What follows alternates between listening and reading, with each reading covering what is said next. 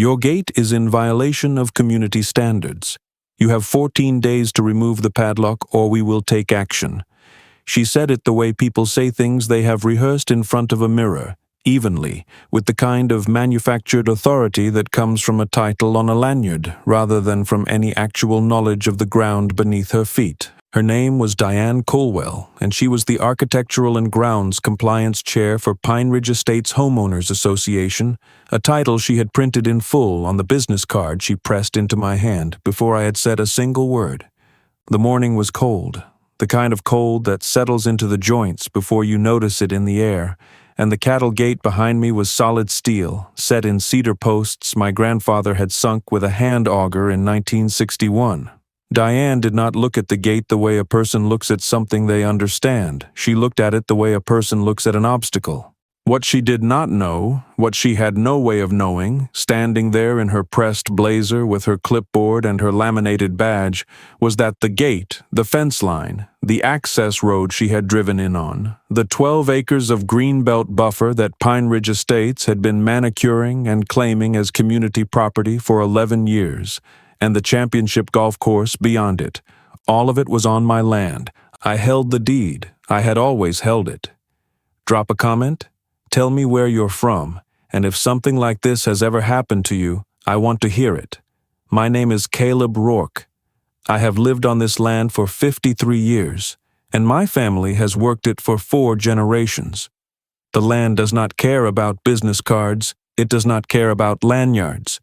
It only cares about the record, and the record has always been clear. The land came to my family through my grandfather, Edmund Rourke, who acquired the original 640-acre parcel in 1947 through a combination of a federal grazing allotment purchase and a private sale from the Hargrove estate, which had held the acreage since territorial days. Edmund was not a sentimental man. He was a practical one, the kind who kept his documents in a fireproof box bolted to the floor of his tack room, who recorded every transaction at the county seat within a week of signing, and who taught my father that a man's word was worth exactly as much as the paper it was written on. The deed was recorded on October 14, 1947, in Weston County, in Book 12 of Deeds, page 341. I know those numbers the way I know my own hands. Edmund ran Hereford cattle on the land for 20 years, then shifted to Angus when my father, James Rourke, took over the operation in 1968. James added irrigation infrastructure along the Lower Creek Draw, fenced the eastern pasture into 3 rotational sections, and built the cattle handling facility that still stands at the north end of the property. A working set of corrals, a squeeze chute, a loading alley, and a steel gate on a hinged post that Edmund had originally framed in cedar. The gate marked the boundary between the working pasture and the access road that ran south toward the county highway. It was not decorative, it was functional. It had been functional for 60 years before Diane Colwell ever heard of this place. I came back to the ranch full-time in 1994, after 12 years working as a civil engineer in Billings. I brought with me a habit of precision, measurements, tolerances, documentation, the understanding that a structure is only as sound as the record that describes it.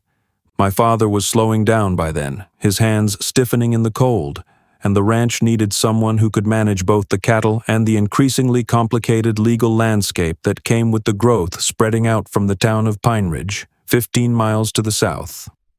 That growth had been gradual at first.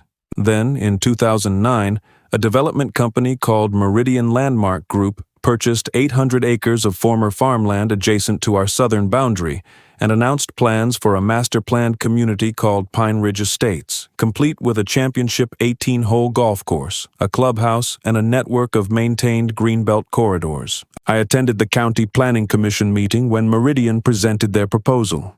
The site plan showed the golf course's northern boundary running along what the plat described as a natural drainage easement. I noted that the easement they referenced crossed a corner of our property, a small triangular section of approximately 12 acres sitting between the county road right-of-way and the creek line. I had always known about that section. It was grassy, low, prone to seasonal flooding, and not particularly useful for grazing. We had never fenced it separately because it was contiguous with our eastern pasture and the fence line ran along the creek, not the road. I did not object at the planning meeting. Meridian's development was on their land, and the easement they cited was a drainage easement, not a property transfer. I went home, pulled the relevant plats from my files, confirmed our boundary was exactly where I knew it to be, and made a note in a project folder I labeled Pine Ridge Estates and Adjacency. I did not think about it again for almost 2 years. Pine Ridge Estates opened in phases between 2011 and 2013. The golf course, marketed as the Ridgeline Championship Course, a Tom Fazio-designed layout with bent grass fairways and a signature par 3 over a natural pond, opened in the spring of 2013. The HOA was formally incorporated in February of that year, with elected officers and a set of covenants, conditions, and restrictions recorded in the county deed records. I obtained a copy of those CC&Rs within a month of their recording and read them the way I read everything, slowly, checking each element against the legal instruments governing my own property. The CC&Rs described community boundaries, maintenance obligations, architectural standards, and enforcement mechanisms. They referenced the Greenbelt buffer along the northern perimeter of the development. What they did not do was establish any legal claim over the 12-acre triangular section that sat between the county road and the creek, the section that was, and had always been, part of the Rourke Ranch. Over the following years, I watched as Pine Ridge Estates maintenance crews began treating that section as their own. They mowed it. They planted ornamental grasses along the road-facing edge. They installed a low split-rail fence on the interior side, facing the golf course, as if defining the Greenbelt's northern edge. I watched all of this without comment, because the activity was largely harmless, and because I understood that people often assume ownership of land they maintain long enough. I was busy running a cattle operation, 200 Angus to manage, pasture rotations to plan, a hay contract to fulfill, a squeeze chute that needed a new hydraulic cylinder. The 12 acres of low ground were not on my critical path. What changed the calculation was the padlock. I had maintained a working gate on the access road along the eastern edge of the 12-acre section for as long as the road had existed. It gave me access to the lower pasture and to the creek draw where we ran water lines in summer. It was not a public road. It was not an HOA road. It was a private ranch road on my land. In the late fall of the year before Diane Colwell appeared on my property, I came down that road in my truck to find the gate secured with a heavy-duty case-hardened padlock I had not put there. A small laminated sign was zip-tied to the gate chain. It read, Pine Ridge Estates, HOA, authorized personnel only, no trespassing. I sat in the truck for a long moment. The creek was running low, the cottonwoods along its bank had dropped their leaves, and the light was flat and gray in the way it gets in November. I looked at the padlock. I looked at the sign. I was not angry. I want to be clear about that. What I felt was something closer to professional recognition. The recognition that a situation had developed that would require documentation, patience, and the careful application of the record. I took photographs of the gate, the padlock, the sign, and the surrounding fence line, noting the date and time. I went home, opened the folder labeled Pine Ridge Estates, Adjacency, added a new section labeled Gate, Unauthorized Enclosure, and called my attorney. Gerald Fitch had handled ranch property matters in Weston County for 30 years and had the particular quality of being unimpressed by things designed to impress. Gerald listened. There was a pause on the line, the kind Gerald used when organizing his thoughts into their proper sequence. "You have photographs," he said. It was not a question. I told him I did. "Good," he said. "Don't touch the lock. Don't cut it. Don't remove the sign. Just document it, and let me know if anything else changes." I told him something had already changed, that Diane Colwell had appeared that morning with a business card and a 14-day notice. Gerald was quiet again. What did the notice say exactly? I read it to him. "Send me a copy," he said, "and pull your deed out of the drawer and look at the legal description for that 12-acre section." I thanked him and hung up. I went to the fireproof box in the tack room, the same box Edmund Rourke had bolted to the floor in 1961, and took out the deed. The legal description ran for 3 paragraphs, precise and unambiguous, describing the metes and bounds of the Rourke Ranch in language unchanged since October of 1947. The 12-acre section was described in the 3rd paragraph, bounded on the south by the centerline of the county road right-of-way, on the east by the creek's mean high-water line, on the north by the existing fence line of the eastern pasture, and on the west by a survey monument set at the corner of the original Hargrove parcel. Every word of it was recorded in Weston County, Book 12, page 341. The HOA's padlock was on a gate that stood on my land. Their sign said no trespassing on a road I owned. Their greenbelt was a section of my ranch they had been quietly claiming for 11 years without a single legal instrument to support it. I folded the deed along its original creases and put it back in the box. Then I went to the kitchen, made a cup of coffee, and sat at the table where my father used to spread the hay contracts every spring. I opened a fresh legal pad and began writing down everything I knew, in the order I knew it, with dates and measurements and the names of every relevant document. I had been patient for 11 years. I could manage a few more weeks. The certified letter arrived from Gerald's office 4 days later, addressed to the Pine Ridge Estates HOA Board of Directors and to Diane Caldwell in her capacity as Grounds Compliance Chair.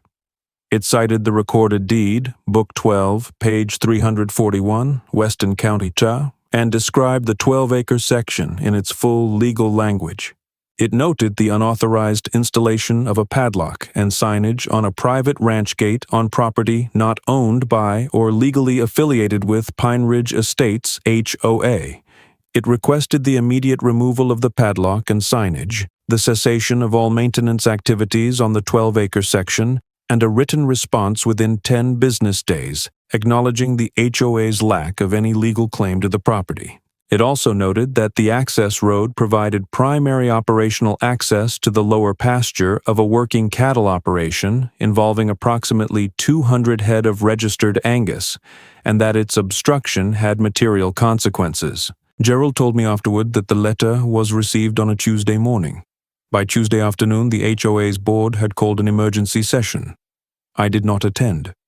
What I learned later came from my neighbor Roy Dillard, who owned the 40-acre parcel directly east of the creek and who had watched the Pine Ridge Estates development with the skepticism of a man who had seen many developments come and go. Roy had a cousin who worked in the clubhouse kitchen, and word traveled the way it does in small communities. The board had apparently been unaware, or had chosen to be unaware, that the Greenbelt section they had been maintaining and publicizing in their community newsletters as a natural amenity was not, in any legal sense, theirs. The HOA's own attorney had been called into the emergency session and had asked to see the recorded instruments establishing the HOA's claim to the northern Greenbelt. There had been a long silence in the room. What the board produced was a site plan from Meridian Landmark Group's original development filing, a drawing, not a deed. A drawing that had never been accompanied by a recorded conveyance, an easement agreement, a boundary adjustment plat, or any other legal instrument that would have transferred ownership or use rights from the Rourke family to anyone else. The HOA's attorney looked at the site plan for a long time. Then he said quietly that a site plan was not a deed. The room was very still after that. The padlock came off the gate 3 days after Gerald's letter was received. I drove down the access road that morning to check the creek draw, and the gate was open, the chain hanging loose, the laminated sign gone. No note, no phone call, no acknowledgement. Just an open gate on a cold morning, the frost still white on the grass, and the cattle in the lower pasture moving slowly toward the water, unbothered. The way cattle move when nothing has changed for them, because for them, nothing had. Gerald told me that removing the lock was not the same as resolving the matter. They've retreated from one position, he said. That doesn't mean they've abandoned the field. I understood. The HOA's relationship to that 12-acre section was not merely operational, it was psychological. They had incorporated it into their identity, into the newsletter photographs, the marketing language, the way Diane Colwell had stood at that gate and spoken about community standards as though the land beneath her feet had always been hers to standardize. People do not surrender that kind of claim by removing a padlock. They regroup. The regroup came in the form of a letter from the HOA's attorney, a man named Preston Whitfield, whose letterhead listed a city office address and whose correspondence had the quality of language designed to obscure rather than clarify. The letter arrived at Gerald's office 12 days after the padlock was removed. Whitfield did not concede the ownership question. Instead, he advanced a new theory, that the HOA had acquired prescriptive easement rights over the 12-acre section through 11 years of open, notorious, continuous, and adverse use, the maintenance, the mowing, the ornamental plantings, the split-rail fence on the interior edge. He cited the relevant statute. He quoted the standard elements. He did it competently, which I respected, even as I recognized that the argument had a problem. Prescriptive easement requires adverse use. Use that is without the owner's permission and inconsistent with the owner's rights. And I had a neighbor. Roy Dillard had lived on his 40 acres east of the creek since 1988. He was a deliberate man who kept a handwritten log of weather and water levels because he had learned early that memory was unreliable and paper was not. In the years since Pine Ridge Estates had begun treating the 12-acre section as their greenbelt, Roy had watched from his property with patient attention. He had, on 3 separate occasions he could document, observed my father and then me crossing the 12-acre section to access the creek draw, on horseback, on a tractor, and once in a truck pulling a water tank trailer. He had noted those observations in his log with dates because Roy logged things the way my grandfather documented deeds, as a matter of course, without any expectation that the information would ever be needed. When I called Roy and explained Whitfield's argument, he was quiet for a moment. Then he said, "I've got 3 entries in the log that would speak to that." I asked him to hold on to them. He said he intended to. The prescriptive easement theory had a second problem, the nature of the use itself. The HOA's maintenance crews had mowed grass and planted ornamental species. They had not excluded me from the property, altered the drainage, or constructed any permanent structure that would have put a reasonable property owner on notice that a hostile claim was being asserted. The split-rail fence ran along the interior edge, facing the golf course, not along the boundary of the 12-acre section, not in a position that blocked my access or signaled adverse possession. It was, in the language Gerald would eventually use in his response to Whitfield, consistent with the use of a licensee rather than an adverse claimant. The HOA had behaved, for 11 years, like a tenant who had been given informal permission to tend a garden. That was not the legal foundation for a prescriptive easement. Gerald's response to Whitfield was 22 pages long. It attached, as exhibits, the recorded deed, Book 12, page 341, the original 1947 survey, a subsequent boundary survey I had commissioned from a licensed land surveyor named Carl Bremer, Roy Dillard's log entries with their dated notations of my family's continued use of the section, and a set of aerial photographs obtained from the county assessor's GIS archive, showing the progression of HOA maintenance activities from 2013 through the present year. The aerial photographs were, in Gerald's dry assessment, instructive. They showed clearly that the HOA's mowing pattern had stopped at the creek line, my boundary, without exception. They showed the ornamental grass plantings confined to the road-facing edge. They showed, most importantly, that my access road and gate had been present and unobstructed in every aerial image from 2013 until the year the padlock appeared. The padlock was not evidence of long-standing adverse use. It was evidence of a recent escalation. Carl Bremer's survey was its own kind of document. Carl was 61 years old and had been surveying land in Weston County since the early 1980s, with the weathered competence that comes from decades in the field with instruments that do not flatter or approximate. His plat was unambiguous. The boundary of the Rourke Ranch ran exactly where Book 12, page 341, said it ran. The 12-acre section was entirely within that boundary. The survey monument at the southwestern corner, the one referenced in the 1947 deed as being set at the corner of the original Hargrove parcel, was still in the ground. Carl found it under 6 inches of accumulated soil and grass. A brass cap on a steel rod, stamped with the surveyor's registration number from the original 1947 work.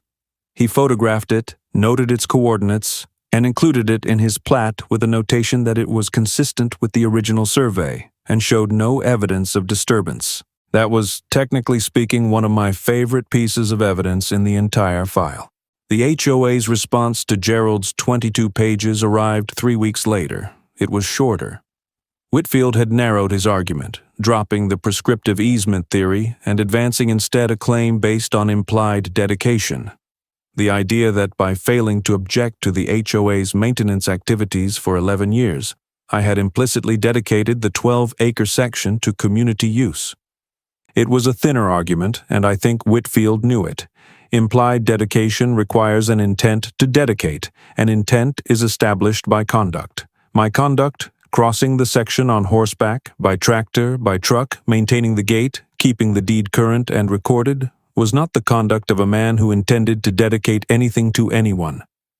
Gerald filed a quiet title action in Weston County District Court in the early spring.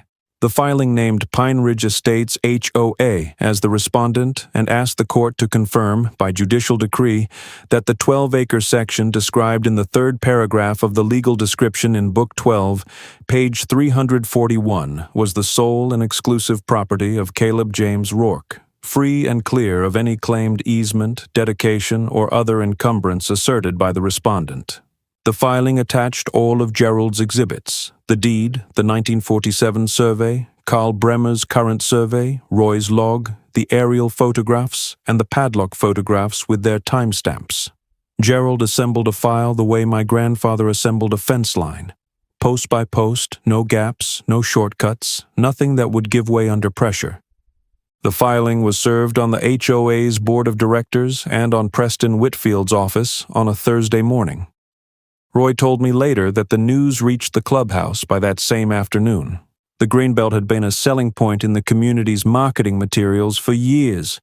It appeared in the HOA's annual report as one of the development's signature natural amenities, and several homeowners had purchased their properties specifically because of its proximity to their lots. The quiet title action had introduced a complication the board had not anticipated and could not easily explain to its membership. Diane Caldwell, I was told, was not pleased, but what she felt about the matter was not a legal instrument. It was not a deed or a survey or a court filing. The court would decide the matter. That was the point of having courts. The hearing was set for the 2nd Tuesday of June in the Weston County District Court, a low brick building on the south side of the county seat that smelled of old carpet and the particular institutional patience of a place where disputes come to be settled by people who have read the relevant documents. Judge Miriam Calloway had been on the bench in Weston County for 19 years. She was known not for her temperament, but for her precision, for the quality of her questions, which were always directed at the gap between what a party claimed and what the record supported. Gerald had described her to me once as a person who found unsupported assertions mildly offensive. I thought that was a reasonable disposition for a judge. I arrived at the courthouse before the doors opened. The air smelled of cut grass and the faint mineral edge of irrigation water running in the ditch along the road, and the sky was the pale blue of early summer. I had brought the file, not a copy, the file itself, the original folder labeled Pine Ridge Estates, Adjacency, now thick with exhibits and correspondence, and Carl Bremer's plat and Roy Dillard's log pages, each document in its own clear sleeve, organized in the order Gerald had structured his filing. I carried it under my arm the way my father had carried the hay contracts to the bank, with the quiet confidence of a man who knows what the paper says. Gerald was already inside, standing in the corridor with his briefcase and his particular expression of professional stillness. He looked at the file under my arm and nodded once. The HOA was represented by Preston Whitfield, who arrived with 2 associates and a banker's box of his own.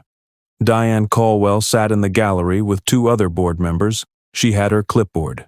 She did not look at me when I entered. Judge Calloway entered at 9 o'clock. A compact woman with gray hair and reading glasses on a chain, moving through the courtroom with the economy of someone who had sat in that chair long enough to know exactly how much energy each motion required. She said, "This is a quiet title action filed by Caleb James Rourke against Pine Ridge Estates Homeowners Association. Mr. Fitch, you may proceed." Gerald proceeded. He was not a dramatic attorney. He did not perform. He presented the record in the order that the record made sense and trusted it to do the work a less disciplined attorney might have tried to do with rhetoric. He introduced the deed. Book 12, page 341, Weston County. Recorded October 14th, 1947. He introduced the 1947 survey. He introduced Carl Bremer's current survey with its photograph of the brass cap on the steel rod, its coordinates consistent with the 1947 instruments to within the tolerance of modern GPS equipment. He introduced Roy Dillard's log with its dated notations of the Rourke family's continued use of the 12-acre section. He introduced the aerial photographs showing 11 years of HOA maintenance that had stopped consistently and without exception at the creek line. He introduced the padlock photographs with their timestamps. He addressed Whitfield's prescriptive easement argument and his implied dedication argument in turn, methodically, with the specific legal language each theory required and the specific factual record each theory failed to survive. When Gerald finished, the courtroom was quiet, in the way that courtrooms become quiet when the record has been presented completely and there is nothing left to add. Judge Calloway looked at Whitfield and said, "Mr. Whitfield." Whitfield presented his arguments clearly and without excess. He emphasized 11 years of maintenance, the community's reliance on the Greenbelt, the equitable considerations, he argued, should inform the court's quiet title jurisdiction. He did not press the prescriptive easement theory hard, which told me he had reconsidered its viability. He leaned instead on implied dedication and a secondary theory of equitable estoppel. The idea that my silence over 11 years had induced the HOA's reliance on the land and that it would be inequitable to allow me to assert ownership now. It was a reasonable argument to make. It was not a winning one. Judge Calloway asked Whitfield 3 questions. The first was whether the HOA had any recorded instrument, a deed, an easement, a boundary adjustment plat, a recorded dedication, establishing any legal interest in the 12-acre section. Whitfield acknowledged that it did not. The second was whether there was any evidence that the Rourke family had been excluded from the section during the 11 years of HOA maintenance. Whitfield acknowledged that Roy Dillard's log entries documented continued Rourke family access. The third question was the one that mattered most. Judge Calloway looked at Whitfield over her reading glasses and asked whether the implied dedication theory required evidence of an intent to dedicate by the property owner. Whitfield said that it did. She asked him to identify the evidence of that intent in the record. There was a pause, not a long one, but the kind that contains a great deal of information. Whitfield said the evidence was circumstantial and inferential. Judge Calloway nodded and made a note. She ruled from the bench.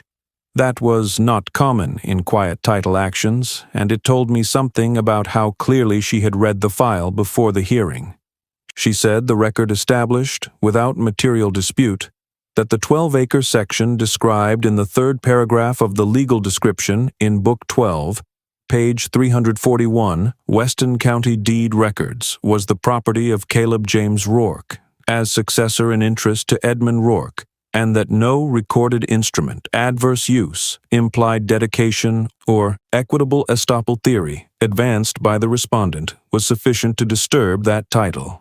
She said the HOA's maintenance activities, however long-standing, had been conducted without any legal instrument conveying a property interest, without excluding the true owner from the land, and without any affirmative act by the true owner that could be construed as an intent to dedicate.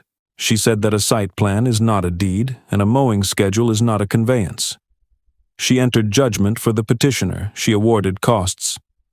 Diane Colwell was very still in the gallery when Judge Calloway finished speaking. I did not look at her for long. What she felt in that moment was her own business, and it was not a legal instrument, and it was not evidence of anything the record needed to account for.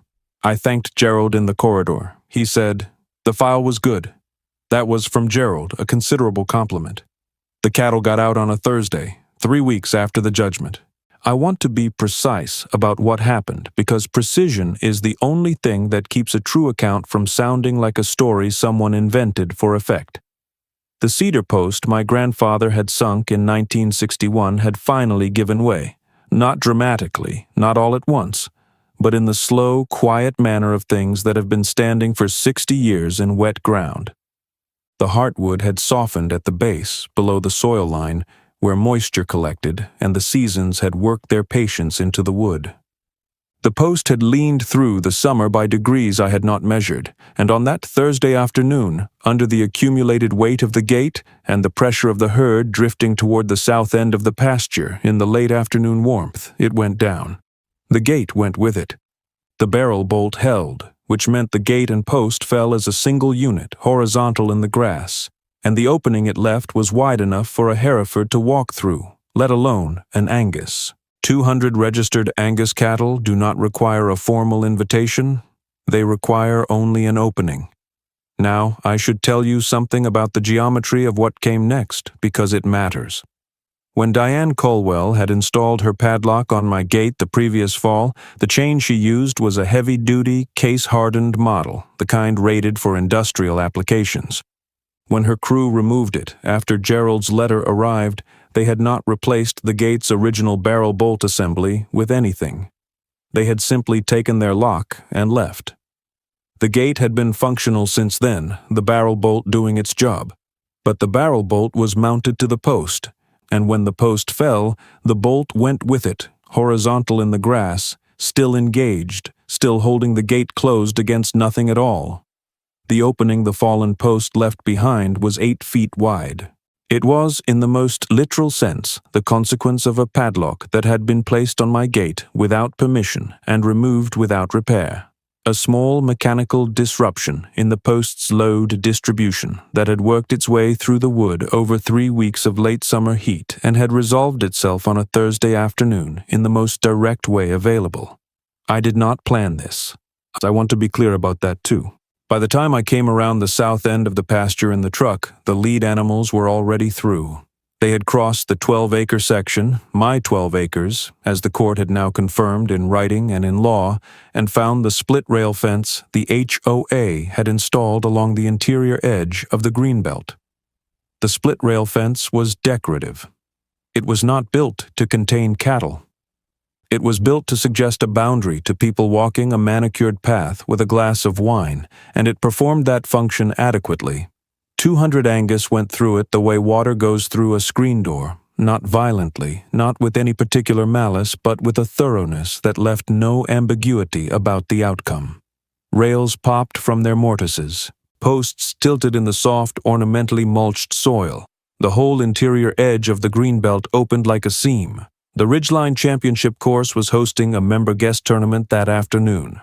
There were 42 golfers on the course when the herd came through the greenbelt and onto the third fairway, along par 4 running north to south along the western edge of the course, bordered on the left by a stand of ornamental pines and on the right by the natural pond that served as the water feature for the signature par 3. It was, by all accounts, a beautiful hole. The bent grass fairway was cut to a height that would have satisfied a billiards table. The sand in the traps was raked in parallel lines. The pin on the third green was flying a small flag in the HOA's colors, which were a shade of green chosen to suggest prosperity and permanence. By 4:30 that Thursday afternoon, the third fairway was occupied by approximately 200 black Angus cattle, moving with the calm, unhurried authority of animals that have found good grass and see no reason to leave it. 3 of them had waded into the shallow edge of the natural pond, standing fetlock deep in the water with the contented stillness of creatures for whom a pond is simply a pond. 1 was standing in the sand trap on the left side of the green. It had not disturbed the raking. It was simply standing there, in the manner of an animal that has found a warm, sheltered hollow and decided it will do. The calls began within minutes, the first to the HOA's management office, the second to the county sheriff's non-emergency line, the third to Roy Dillard from his cousin in the clubhouse kitchen, who described the scene from the window above the prep station with the precision of someone who understood the value of accurate reporting and was also, clearly, enjoying himself. Roy called me. I was already in the truck, moving south along the access road, because I had seen the direction the herd was traveling and had a reasonable estimate of where they were going. I pulled into the clubhouse parking lot at 4:47. Diane Colwell was there, standing near the cart path to the third tee, in her blazer with her clipboard, looking out at the third fairway with an expression I had not seen on her face before. Not the manufactured authority she had carried to my gate that cold morning, not the studied composure of the board meeting, but something rawer and more honest than either. The fairway was black with cattle from the tee box to the green. The tournament had paused. Golfers stood in small clusters on the cart paths, some with their phones raised, some simply watching. The afternoon light was long and gold, and fell across the bent grass and the black hides of the herd in a way that was, objectively, quite striking. Diane turned when she heard my truck door. I walked toward her and said, "I'll need to get my cattle out. I'm going to need the south gate of the course opened so I can bring a trailer around." She looked at me. I said, "The cedar post on the lower pasture gate gave way this afternoon. I'm sorry for the inconvenience." I was not performing the apology, and I was not withholding it. It was the accurate description of what had happened. A post had failed. Cattle had moved through the opening. They were on the golf course because the golf course sat adjacent to my land, and the only thing that had stood between the fairways and my herd for 60 years was a cedar post my grandfather had sunk by hand, which had finally, quietly, completed its useful life. That was the whole of it. Diane said nothing. She looked at the fairway again. One of the cows near the green lifted her head and regarded the scene with large, dark, entirely unbothered eyes. I called Roy from the parking lot and asked him to bring his stock trailer and his border collie. He said he was already on his way. He had, characteristically, anticipated the request. It took us 2 hours to move the herd back through the greenbelt and into the lower pasture. Roy's collie, a dog named Pepper, who was 7 years old and had the focused intelligence of an animal that takes her work seriously, worked the edges of the herd with quiet efficiency, reading the cattle the way a good dog reads cattle, not chasing, not scattering, but pressing and releasing in a rhythm that the herd answered without knowing it was answering. The cattle moved without agitation. They had eaten well, they had stood in a pleasant pond, they had investigated a sand trap, and they were content to be directed home. By the time the light was going low and amber over the western ridge, the last of them had crossed back through the 12-acre section and into the lower pasture, and I had set a temporary panel gate across the opening where the cedar post had fallen. The greenbelt was quiet again. The split-rail fence was not what it had been. The HOA's costs, awarded by Judge Calloway, ran to $4,218. Whitfield's office paid within the 30-day window Gerald specified in his collection letter. Diane Colwell resigned her position as Architectural and Grounds Compliance Chair in the weeks following the hearing, and the HOA's annual report for that year made no mention of the Northern Greenbelt as a community amenity.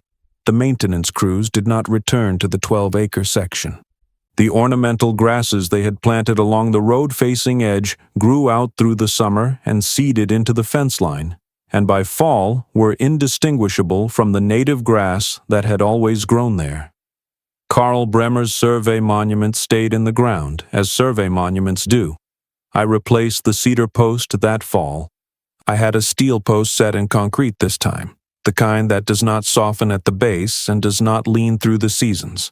I hung a new gate on it, the same heavy-duty steel construction as the original, with a barrel bolt and a secondary chain latch, the kind of redundancy that a man learns to appreciate after he has watched 200 cattle exercise their freedom of movement across a championship golf course. I drove the last bolt on a cold morning in October, the kind of cold that settles into the joints before you notice it in the air, and the cattle were in the upper pasture moving slowly in the early light, and the creek was running clear in the draw below, and the 12 acres of low ground between the fence and the road were quiet and unremarkable, and entirely unambiguously mine.